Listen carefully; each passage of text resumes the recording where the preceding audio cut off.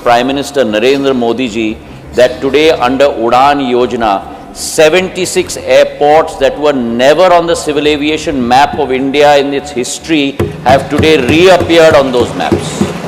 It is only due to the efforts of Prime Minister Narendra Modi and the government that today 1.30 lakh passengers have travelled through Udan Yojana. लेकिन मैं ये कहना चाहता हूँ कि cancellation last minute पे जो होता है फ्लाइट्स का, उससे लोग बहुत परेशान हैं। एक, उनको लोड नहीं मिलता, इस वजह से जो एयरलाइंस है तुरंत लास्ट मिनट पे कैंसिलेशन कर देती है। दूसरे, अभी फॉग आ गया है और इसमें जो है कैंसिलेशन से बचने के लिए क्या क्या उपाय उठा रही है सरकार, अगर बताने की कृपा करें तो। का सवाल है।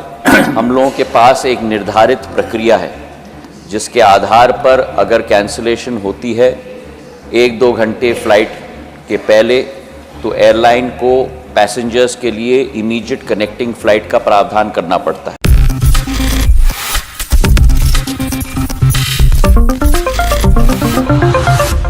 मध्य प्रदेश के विधानसभा चुनाव में प्रचंड जीत हासिल की है एक बार फिर से भारतीय जनता पार्टी ने।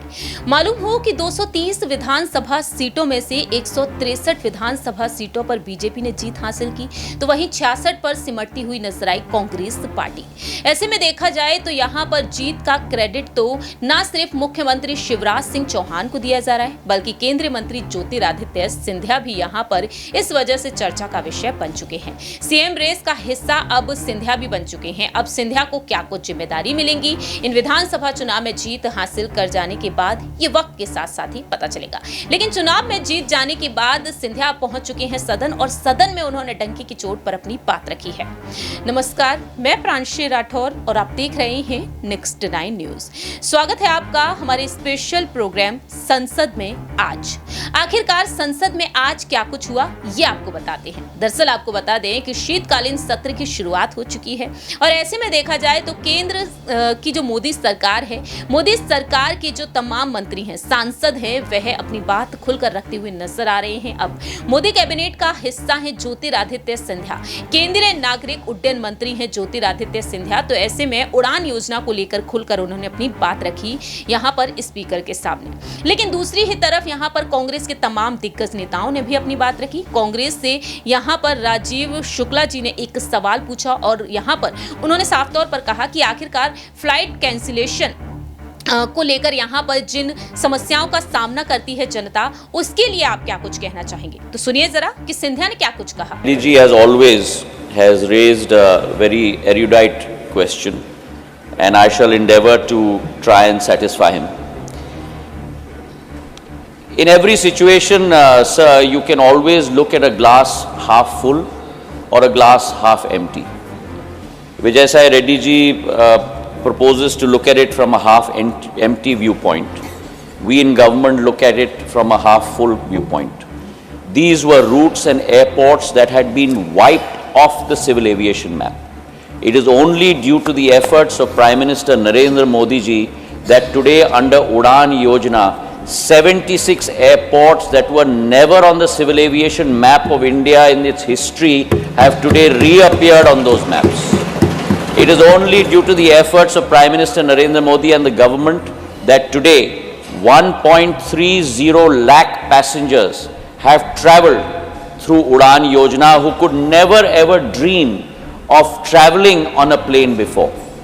It is only because of his vision that today 2.75 lakh flights have operated in India due to the viability gap funding that has been proposed and given by the central government for this scheme in particular. And it is only because of his vision that the northeast, that was looked at as always Purvottar, the furthest point of India, from the periphery has been brought into the mainstream. And 9 new airports have been constructed in the northeast of India, of which 6 have been possible only because of the Udan scheme. As far as his question is concerned, I'd like to correct his data. This scheme has been proposed as a VGF scheme for 3 years, where viability gap funding is given for 3 years for an airline. We hope that post that the route sustains itself. If it doesn't, then we have to look for new routes to add on to these schemes. That's why we have a target of 1,000 routes over the period of the scheme. Today, 517 routes have been operational. His data is slightly dated because he relies on the CAG report. The current data, I'd like to correct him, is 78 routes are still continuing after 3 years. 40% of the routes are operational, 15% of those are continuing after 3 years, and it is our endeavor that as India grows, as people grow accustomed to air travel, this will only increase in the days to come.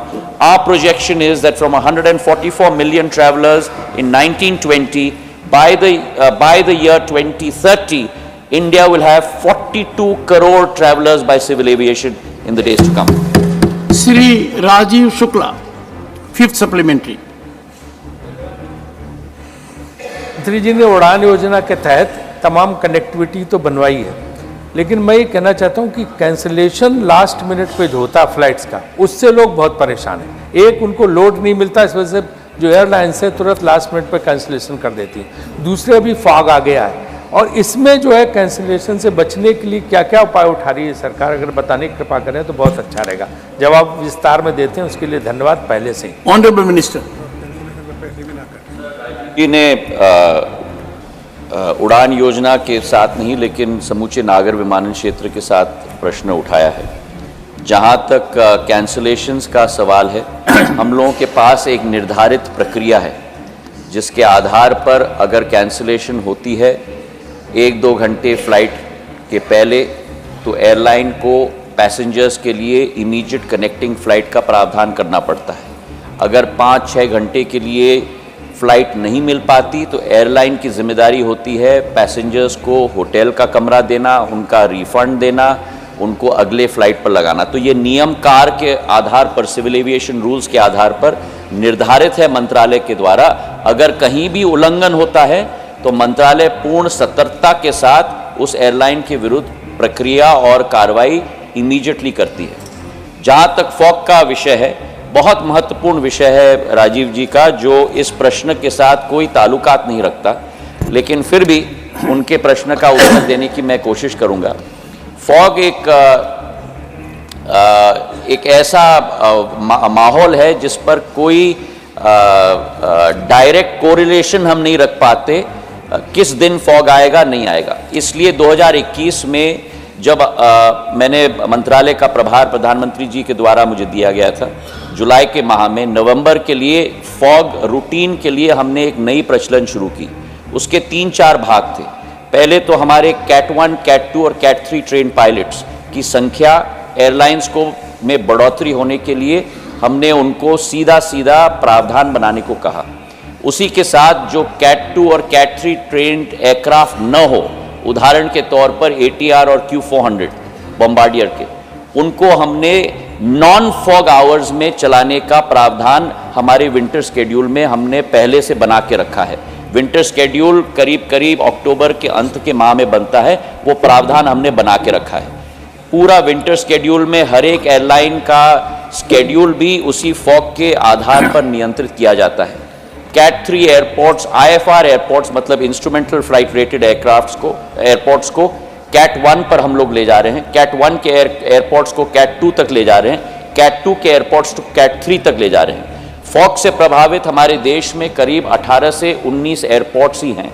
उसमें उत्तर भारत के भी airports हैं, जैसे लखनऊ है जहाँ से राजीव जी आते हैं, हमारे दिल्ली का एयरपोर्ट भी है, और इन एयरपोर्ट्स में भी प्रावधान कैट 3 का हमने कर दिया है।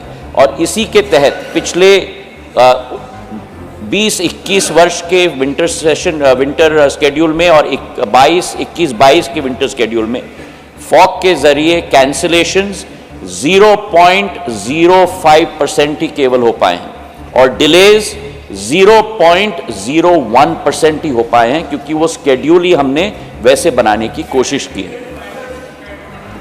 कैट 3 ट्रेन पायलट्स की संख्या भी बहुत देश में बढ़ गई है और कैट 2 और कैट 3 की भी, ताकि हर प्लेन का operation Boeing 737, A319, A320, CAT 2-3 train pilots के आधार पे ही हो। Thank you sir. question आपने सुना कि ज्योतिरादित्य सिंधिया बखूबी जवाब देते हुए नजर आए हैं यहाँ पर कांग्रेस के तमाम दिग्गज नेताओं को। अब ऐसे में आने वाले समय में देखना होगा कि आखिरकार सिंधिया 2024 के लोकसभा चुनाव को मद्देनजर रखते हुए बीजेपी हाईकमान की मेहरबानी को देखते हुए इस पार्टी के लिए क्या कुछ करके दिखाते हैं। फिलहाल देखा जाए तो मध्य प्रदेश की सियासत का एक नामी चेहरा है सिंधिया। एक वक्त कांग्रेस का हिस्सा हुआ करते थे। कांग्रेस नेता राहुल गांधी के साथ उनकी 16 साल की दोस्ती रही है, लेकिन आज यहाँ पर सिंधिया कांग्रेस के लिए धोखेबाज कहे जाते हैं, गद्दार कहे जाते हैं। देखते हैं कि सिंधिया आखिरकार आने वाले समय में क्या कुछ कमाल करते हैं। इस खास रिपोर्ट में इतना ही। बाकी के तमाम अपडेट्स के लिए देखते रहिए नेक्स्ट 9 न्यूज।